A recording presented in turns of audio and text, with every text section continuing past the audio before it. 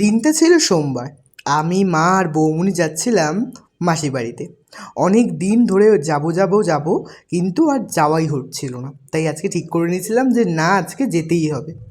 স্নান টান করে রেডি হয়ে চলে আসলাম মাসির বাড়িতে। এসেই ফার্স্টেই মাসি যেহেতু আজকে অনেক কিছু রান্না করেছে, ফার্স্টেই দেখো আজকে ভাত কত সুন্দরভাবে গুছিয়ে গেছিয়ে খেতে দিয়েছে। এই যেটা হচ্ছে আমার মাসি। ফার্স্টে দিয়েছে হচ্ছে ভাত আর বেগুন ভাজা, তার সাথে সালাদ তো থাকবেই। তারপর ছিল ডাল, আমুদি মাছ, আর তারপর ছিল কিন্তু চিকেন কষা। উফ, ঝাল ঝাল চিকেন কষা যা হয়েছিল না, এক কথায় অসাধারণ। আর ওই বাড়িতে যেহেতু ছোট্ট একটা বনু হয়েছে, ওর জন্য আমরা কিন্তু একটু গিফট নিয়ে গেছিলাম।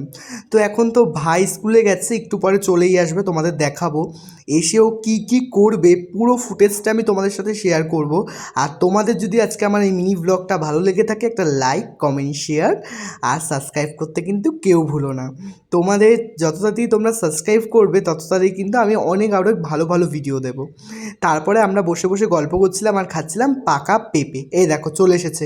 এখনও এই ভর দুপুরবেলা কুল মাখা খাবে। আর আমি এদিকে দইটা ফ্যাটিয়ে, মানে আমরা তো দই খাই যেহেতু দুপুরবেলা, দইটা খাচ্ছিলাম। দইটা এতটা টক ছিল, তাই জন্য একটু চিনি মিক্সড করে দিয়েছিলাম। তো যাই হোক, আমরা কিন্তু আজকে খুব মজা করে কাটালাম। তো টাটা।